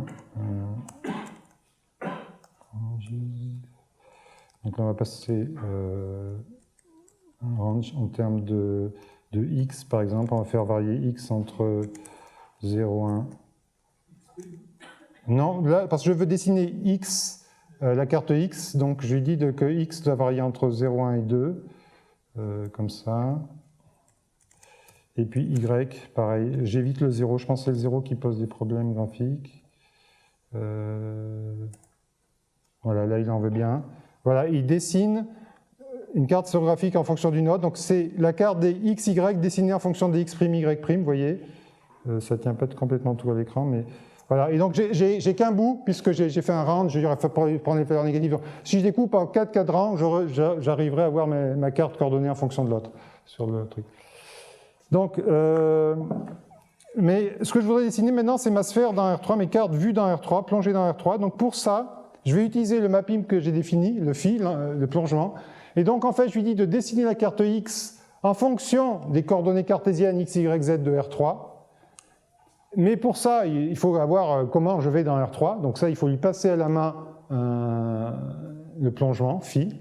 Après, ça c'est des trucs graphiques, le nombre de valeurs que je veux, label, les couleurs, le machin. Tout.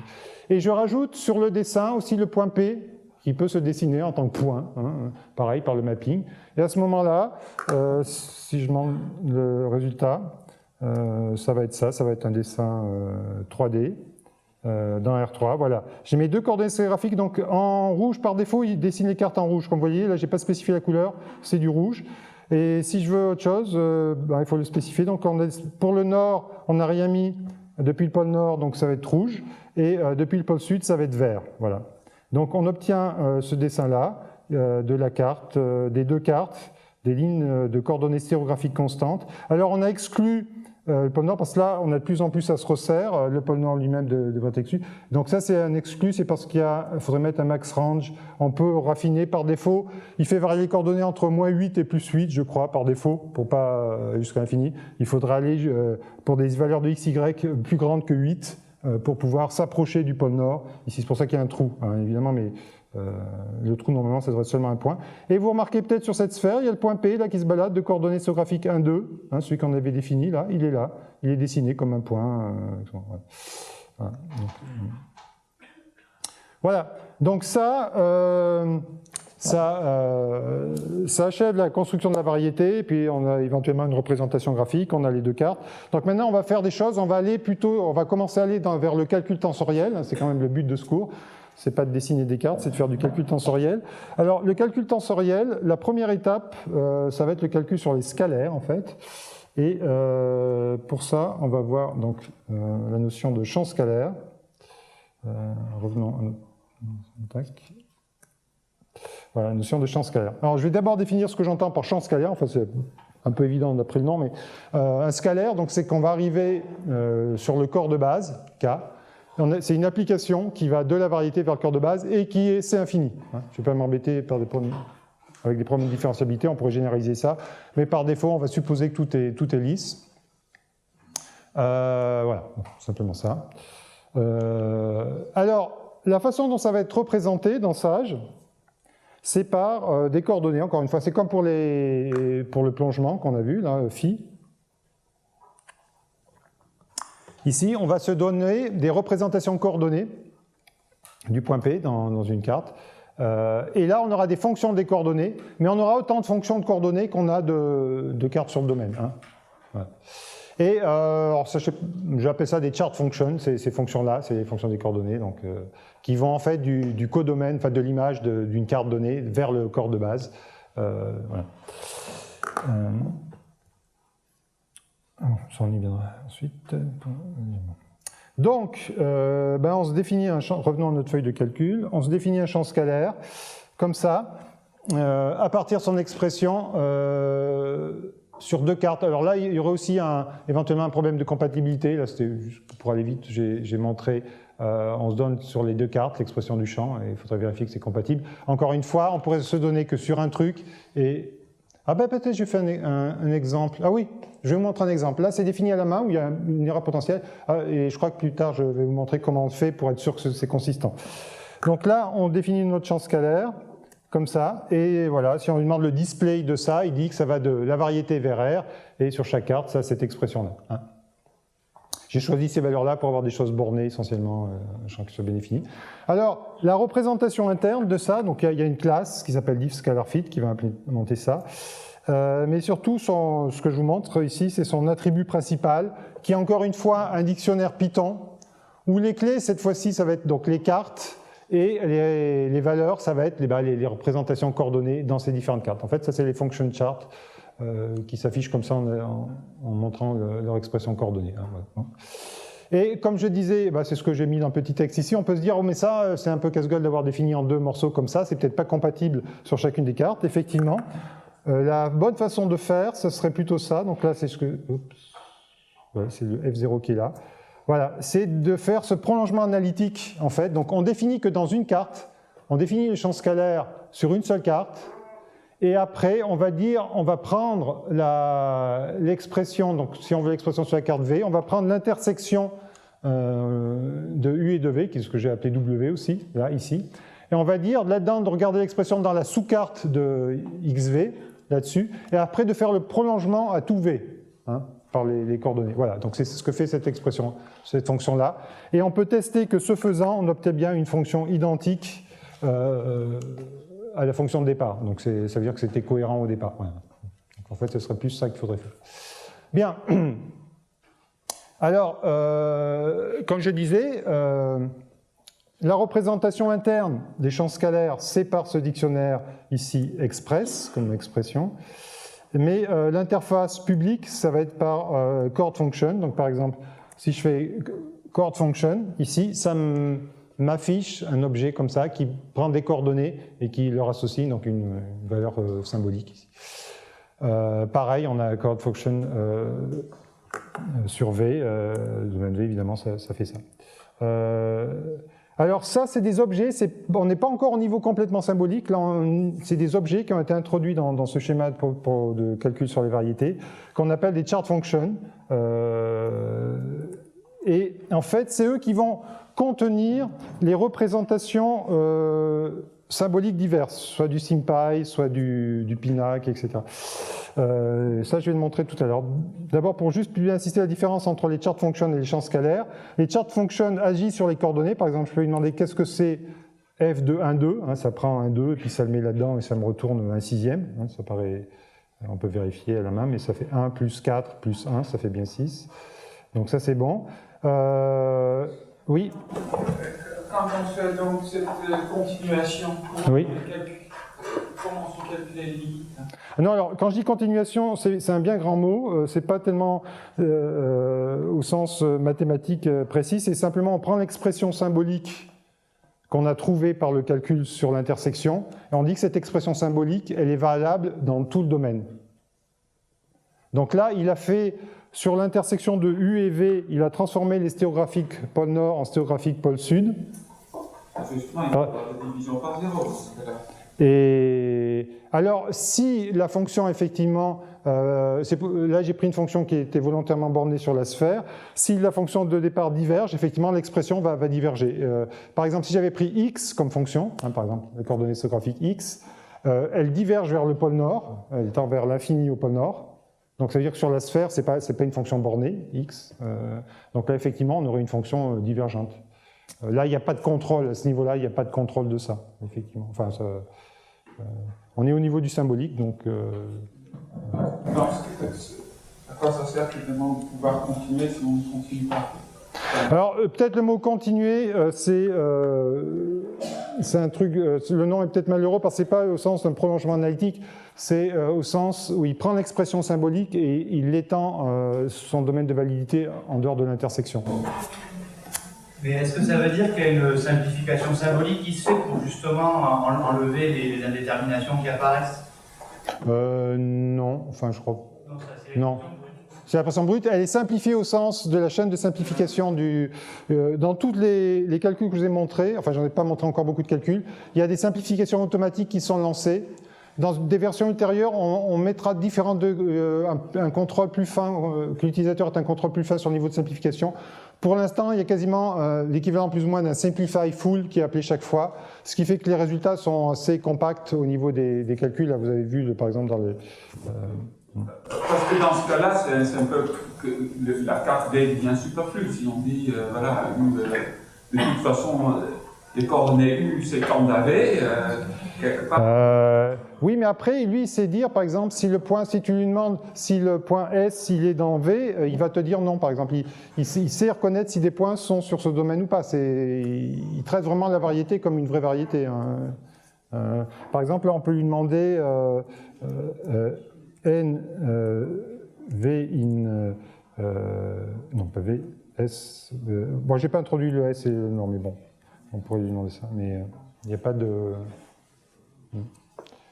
Disons, ce add by continuation, c'est plus une sécurité, disons, au niveau de l'utilisateur pour avoir des changements compatibles, disons, pour ne pas introduire les trucs en deux morceaux. Peut-être le nom n'est pas très heureux, by continuation, c'est vrai que... Bon. Voilà. Est-ce que, tout à l'heure, tu utilisais essentiellement tu utilises que les expressions symboliques. Est-ce qu'on pourrait dire de travailler, par exemple, avec des polynômes ou des fonctions? Oui, alors ça c'est quelque chose qu'on a en tête, notamment on a en tête avec même des valeurs numériques, des expressions purement numériques, c'est-à-dire qui seraient sur des grilles de calcul d'un truc qui aurait été calculé par ailleurs. Ça, c'est une application que j'envisage pour ce qu'on appelle la relativité numérique, c'est-à-dire où on calcule des espaces-temps comme solution des équations d'Einstein, par exemple, sur des supercalculateurs quelque part. Donc les résultats sont purement numériques sur des grilles, vraiment. Et le calcul qui est présenté là pourrait être fait complètement, puisqu'il suffit de faire une interface entre ces chart functions et des méthodes qui appelleraient, si on veut savoir la valeur d'un point, il va interpoler, enfin, comme ça. Donc ça, c'est une étape qu'on a en tête. Donc ça pourrait être des polynômes, moi j'ai en tête plutôt du numérique, mais ça pourrait être des polynômes. Voilà. Voilà. Donc ça pourrait être... Après, il suffit simplement de... moi, je montrerai dans l'exemple de SymPy comment on fait l'interface, enfin, comment, je montrerai brièvement. Et voilà.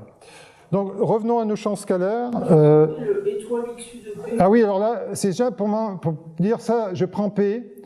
XU, je prends les coordonnées de P. Donc ça me retourne 1, 2 normalement. Et le étoile, c'est juste du Python, c'est pour dire qu'en fait, je ne veux pas la paire 1, 2, mais je veux séparer chaque élément de la paire pour le mettre comme argument de FU. Hein.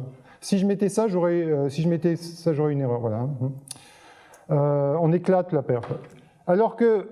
Donc ça, c'est les chart functions agissent sur des coordonnées, alors que les champs scalaires f lui-même, il agit directement sur un point. Là, si je fais f de 1, 2, il ne va pas comprendre, il va me mettre une erreur.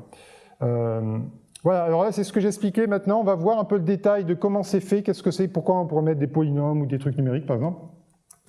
C'est que si je demande cette chart function, elle a aussi un membre express, qui est aussi un dictionnaire. Et ce dictionnaire, il retourne cette fois-ci des expressions symboliques ou autres en fonction d'une méthode. Alors là, par défaut, il n'y a que le symbolique de sage, si on ne fait rien d'autre, si on n'a pas demandé autre chose. Pour l'instant, je n'ai pas demandé de SymPy, par exemple, donc c'est normal, je n'ai pas de SymPy, il ne fait pas tout ce qui est possible. Pour l'instant, d'implémenter, en fait, il n'y a que ces deux possibilités-là, soit le symbolique. Alors, le symbolique de sage, c'est passe par un truc qui s'appelle PyNac, qui appelle un truc en C++ qui appelle JNac, mais il y a aussi Maxima qui est utilisé dans le symbolique de sage pour les simplifications, mais le calcul lui-même est réalisé par PyNac. Et tout ça, c'est représenté en sage par ce qu'on appelle le symbolic ring, l'anneau symbolique, qui est le parent de toutes les expressions symboliques, en fait, du point de vue de sage. Et donc, ça sera abrégé chaque fois par SR. Voilà. On va voir comment on change. Donc là, c'est juste pour dire comment on accède directement à cette expression, si je la voulais, hein, cette expression, expr. Et son type, je devrais avoir un type symbolique de sage, qui est la classe expression de sage, c'est-à-dire c'est les éléments de l'anneau symbolique ici. On aurait pu préciser la méthode. La méthode par défaut, si je précise rien, il va me retourner dans SR. Mais voilà, maintenant ce qui va être intéressant, c'est de lui demander l'expression dans SymPy. Maintenant, je vais utiliser SymPy, par exemple. Je vais voir ce que ça dit dans SymPy. Et bien voilà, il fait une traduction vers un objet SymPy, comme on peut le vérifier. Vous voyez que l'affichage, déjà au niveau de l'affichage, on voit que ce n'est pas aussi joli qu'avant. On peut le faire plus joli, c'est volontaire, comme ça on distingue vraiment le SymPy. SymPy note les puissances par la notation Python usuelle, alors que ça, j'utilise le caret. Voilà. On a bien un objet SymPy, vous voyez, ça appartient à la classe SymPy, Core, Power, il considère que c'est une puissance -1, etc. Bon, et du coup, ça a mis à jour le dictionnaire des expressions. Maintenant, dans mon dictionnaire d'expressions, j'ai deux valeurs. J'ai la valeur sage et la valeur SymPy. Hein, ouais. Et je peux passer d'une à l'autre suivant le calcul. Et par exemple, si je veux faire des calculs en SymPy, c'est non seulement qu'il m'affiche le SymPy, mais maintenant, parce que je pense que SymPy, par exemple, pour tel calcul est plus efficace, ben, j'ai une dit de calcul en SymPy. J'ai une fonction setCalculsMethod sur la carte ici. Je pourrais le faire sur toute la variété. Par exemple, si j'ai envie, je peux mettre M ici, la variété, on peut mettre juste une carte, un ouvert, ce qu'on veut. Et tout le calcul qui sera sur ce truc-là sera fait avec SymPy jusqu'à nouvel ordre. Hein, c'est ça. Donc là, il y a setCalculsMethod SymPy. Et par exemple, si je lui demande d'afficher quelque chose, eh bien, il me l'affiche comme ça. Si je fais du calcul dessus, c'est le bas. Par exemple, je vais faire un calcul, je vais faire 1 plus, je vais faire S, je fais FU plus 1, un truc comme ça, un petit calcul, 2 que multiplie FU plus 1, je fais un petit calcul là-dessus. Bon, il m'a calculé. Si je lui demande d'afficher S, bon, il m'affiche. Ah oui, par défaut, il doit afficher le truc S. Ah oui, ça aurait été plus intéressant. Je vais recommencer le truc. Je vais faire Express. Comme ça, on va afficher directement le dictionnaire. Vous voyez, il a calculé que en SymPy, parce que comme j'ai fait ça, dans son dictionnaire d'expression, il n'y a que le SymPy, il n'y a pas le sage. Il a fait le calcul. Et il a utilisé vraiment SymPy pour faire le calcul. Voilà. Et si on voulait, on pourrait lui faire afficher, utiliser la tech pour faire afficher le SymPy, il suffirait de taper ces commandes-là. Donc revenons maintenant au calcul avec sage. Donc là, on va calculer avec sage. Du SymPy. Bon, ça c'est juste pour dire qu'on pouvait accéder à ces expressions directement depuis le champ scalaire. Voilà. SymPy développe toujours toutes les fractions rationnelles ? Ouais, ça doit y avoir un simplify de SymPy ici, et il développe, oui, il l'a mis sous cette forme-là. Comme sage d'ailleurs, si je refais la même opération en sage cette fois-ci, donc je fais le même truc comme je suis revenu là. Si je refais le même truc ici,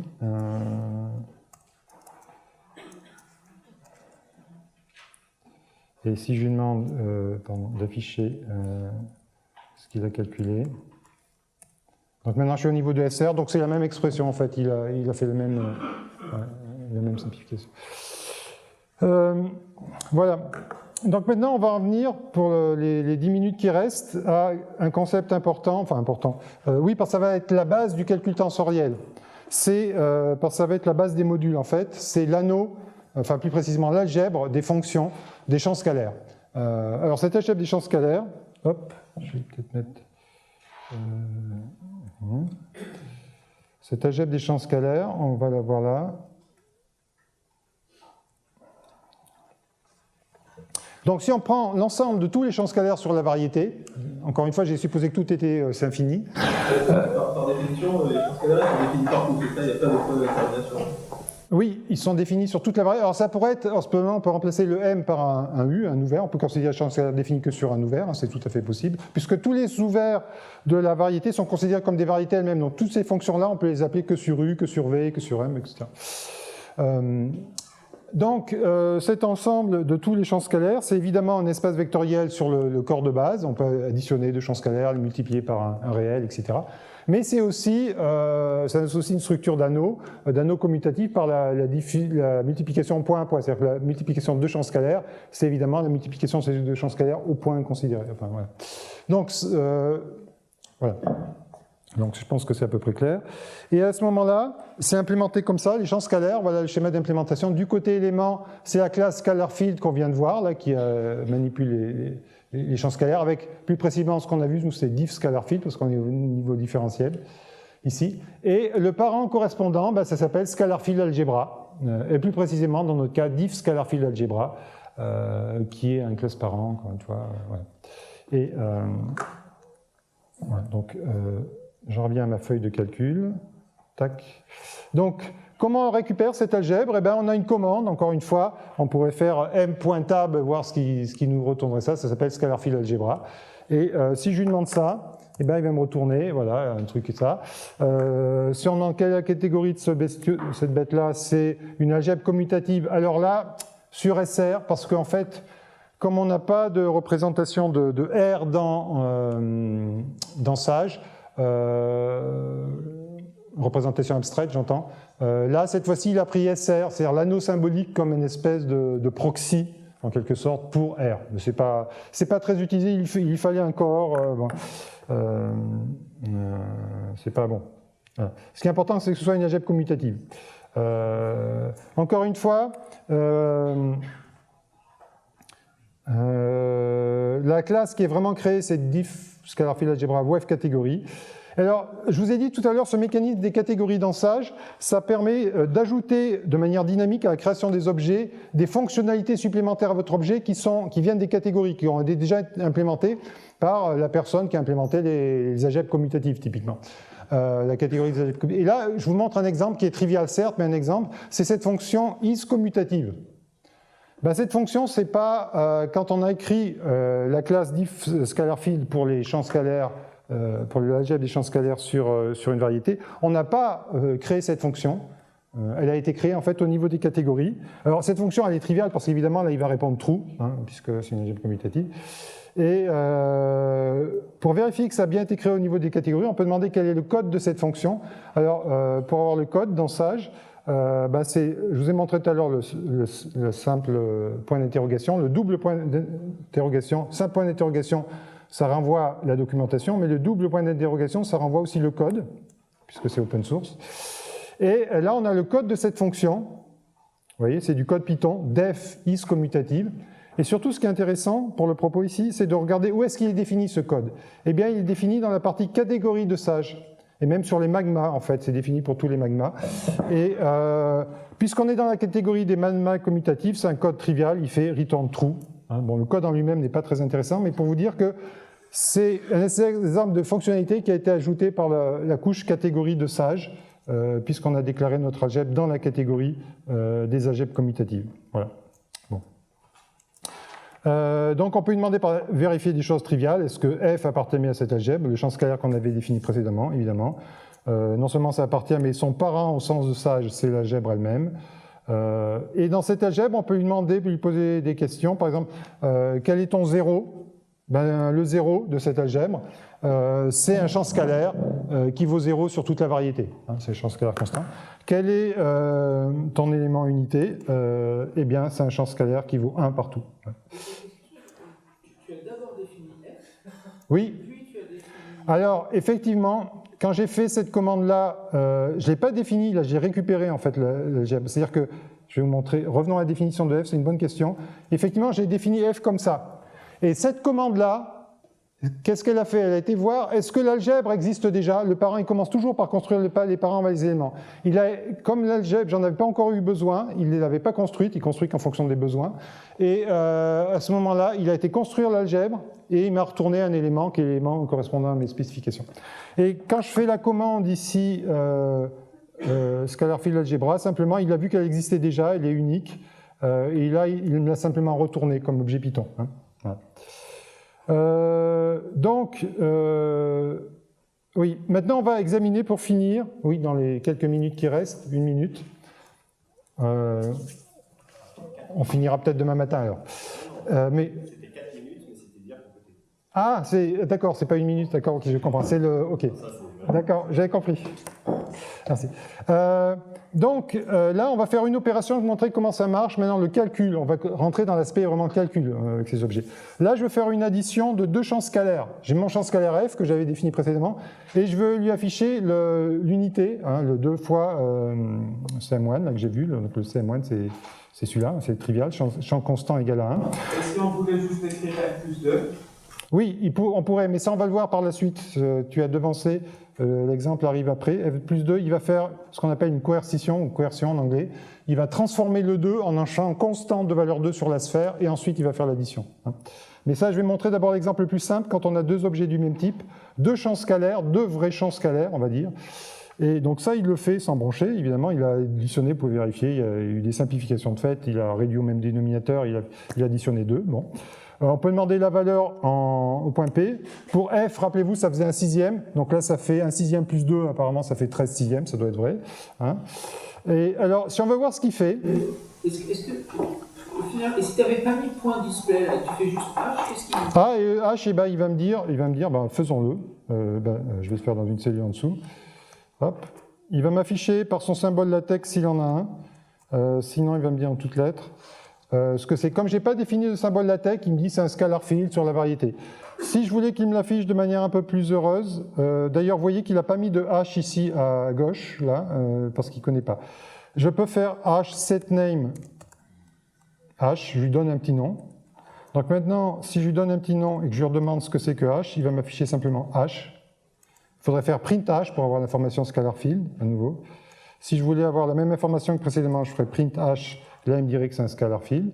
Et maintenant, si je fais un H display, comme je lui ai donné un petit nom, le H, ça va apparaître dans le display, évidemment. C'est-à-dire que maintenant, il me met H ici. Hein, voilà. Donc, voilà, revenons à notre opération algébrique. Ici, alors, il y en a 2, il y a une multiplication et il y a une addition. Mais je vais vous montrer comment se fait l'addition, par exemple. Ce plus-là, pour Python, en fait, quand il voit ça, Python, en fait, il va transformer ça en un f-add, c'est-à-dire, c'est ce que j'ai écrit là. Le plus, il va dire que c'est en fait f, c'est un opérateur qu'on appelle magique parfois avec un double underscore, add. Pour lui, c'est cette fonction-là, c'est une méthode toujours appelée sur f de add. Donc si on veut voir ce que ça fait, l'addition, eh bien, il faut regarder ce que ça fait ça. Donc encore une fois, on utilise le double point d'interrogation pour accéder au code source. Et là, on voit qu'on est à un très haut niveau, on a une fonction add qui est définie au top level element. Vous voyez, c'est défini dans ce fichier, sage structure élément. Donc c'est un opérateur qui est défini pour tous les éléments dont on hérite. Donc c'est quelque chose de très général. Et en fait, qu'est-ce qu'il fait, ce truc-là? Eh bien, alors il y a des exemples, et le code lui-même, il arrive là, voilà. Il regarde si le membre de gauche, donc son truc, il rentre left, ça va être f dans ce cas-là. Il prend 2 arguments en fait. Left, ça va être f, et right, ça va être le 2 fois 1. Hein, ça va être le champ qu'on veut additionner. Eh bien, s'ils ont le même parent, ce qui est le cas ici, il va appeler sur left, c'est-à-dire sur f, il va appeler une fonction add, mais avec un seul underscore cette fois-ci. Hein, c'est ça le mécanisme. Et on verra le deuxième cas après. Alors, comme on a vu qu'il appelait f-add, alors cette fois-ci, qu'est-ce que c'est que ce f-add avec un seul underscore? En fait, c'est lui qui va faire la vraie addition au niveau champ scalaire. Donc on est passé par ce mécanisme très général au niveau des éléments. Et là, on a un f-add qui est implémenté, lui, si on regarde la source du fichier, il est implémenté au niveau des variétés. Donc c'est vraiment ça qui a été implémenté pour faire l'addition, c'est lui qui va faire l'addition. Et pour faire cette addition, qu'est-ce qu'il fait? Je vais juste m'arrêter là, enfin je vais finir cette addition-là et puis on continue demain. Voilà, pour juste définir ce code-là, puisqu'on est dans le code là. En fait, qu'est-ce qu'il fait? Il traite des cas triviaux au début. Si on est 0, alors il retourne simplement une copie de ce qui arrive. Donc là, il fait add avec over. Hein. Là, c'est plus left, right, c'est self over. Bon.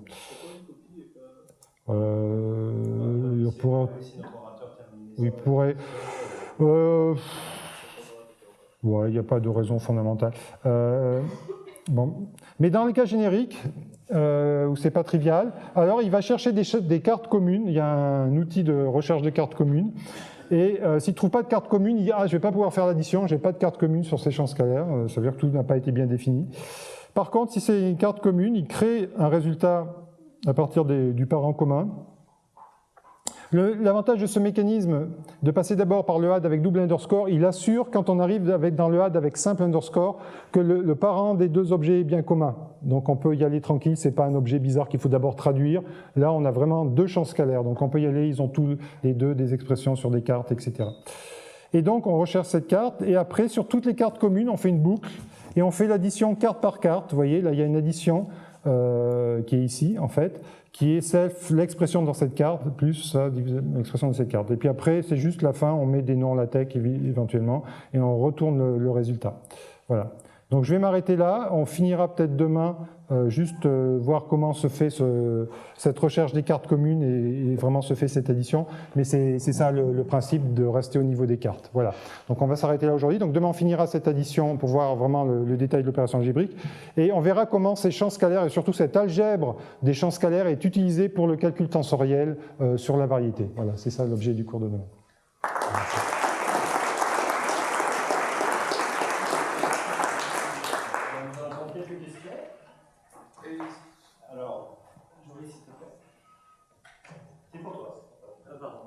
Est-ce qu'on peut définir des cartes qui ne sont pas surjectives?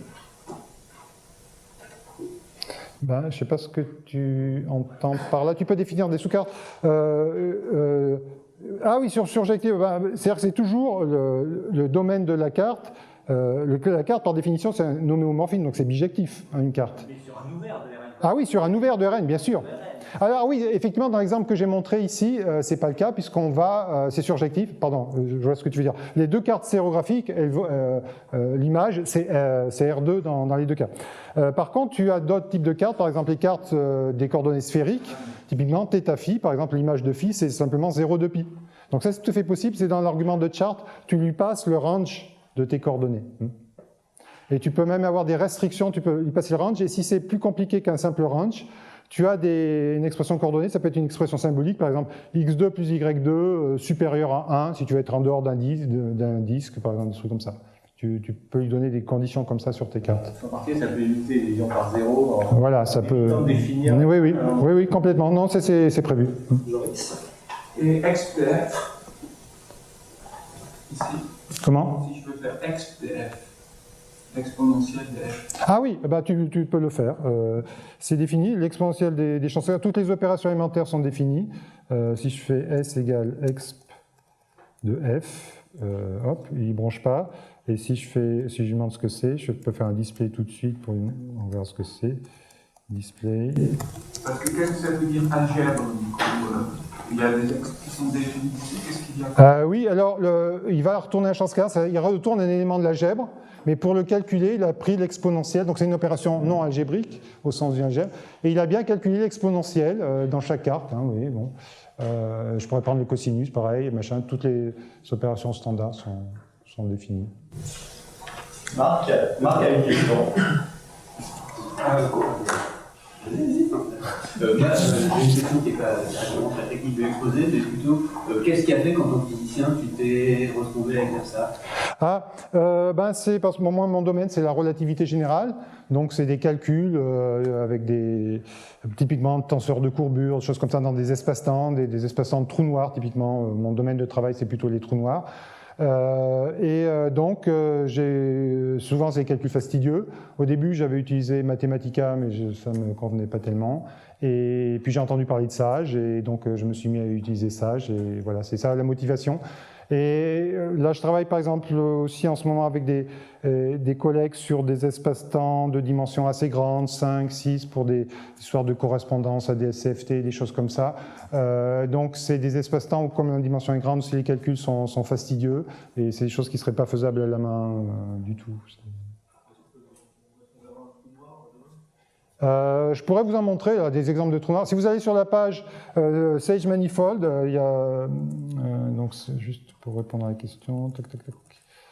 La page là, si vous allez sur cette page là, là il y a un truc exemple et là vous en avez plein des exemples. Il y a des variétés de dimension 3, donc ça c'est des exemples plutôt mathématiques. Voilà, Black Hole Spacetimes, il y a tout ça, mais il y en a plein d'autres ailleurs. Là, des exemples de trous noirs, il y en a beaucoup. Il y a des exemples dans d'autres domaines. Et chacun de ces exemples, c'est des... Voilà, c'est des... Par exemple, si vous voulez un diagramme de Carter-Penrose, hop, Paul est là.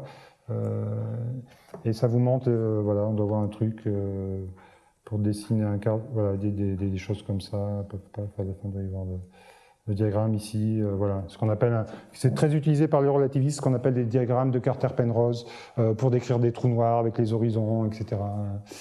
Donc ça, il y a beaucoup d'exemples sur la page de Sage Manifold. Par gourmandise, on va encore prendre 3 questions. Alors moi j'avais une question, mais ça a parfaitement répondu. Est-ce que vous avez implémenté des variétés standards, donc, je ne sais pas, des variétés rationnelles ou, Non, c'est possible, tu peux définir une variété sur Q, tu veux dire, c'est ça? Non, avec des transitions... Ah oui, qui soit rationnel. Et alors, à ce moment-là, il suffirait d'implémenter, il faudrait fabriquer un petit anneau dans Sage, un petit anneau, si ça n'existe pas déjà, des fonctions qui t'intéressent, et de dire qu'en fait, les chart functions, ajouter dans les chart functions, dans le dictionnaire, là, une représentation sur ce truc-là. Et ce qu'il faut, c'est que si c'est au niveau d'un anneau, toutes les opérations sont déjà définies. Tu peux ajouter après, si tu veux, des choses, des fonctions comme l'exponentielle, le cosinus, mais là, tu sors sans doute de ton domaine d'application, donc c'est peut-être pas la peine. Simplement, tu pourras pas calculer l'exponentielle de f, là, comme on vient de le voir, si tu n'as pas prévu de le faire au niveau de ton truc. Mais l'idée, c'est de pouvoir brancher ça directement. Donc, là, pour l'instant, c'est encore en cours de développement. On a vu déjà, on s'est fait la main avec SymPy, on a vu tout ce qu'il fallait implémenter et tout ça. Donc, ça marche pour SymPy. Et du coup, on fera une liste exhaustive des méthodes qu'il faut implémenter dans ta classe, dans ton petit anneau. Et une fois que tu as implémenté ça, normalement, ça pourrait être branché directement et utilisé pour le calcul. Du coup, vous n'avez pas fait de procédure automatique, par exemple, pour faire des éclatements ponctuels ou selon des sous-variétés ou des choses comme ça? Non, pour l'instant, il n'y a pas beaucoup de fonctionnalités de ce type-là. C'est vraiment des fonctionnalités en vue du calcul tensoriel, comme je vais montrer demain.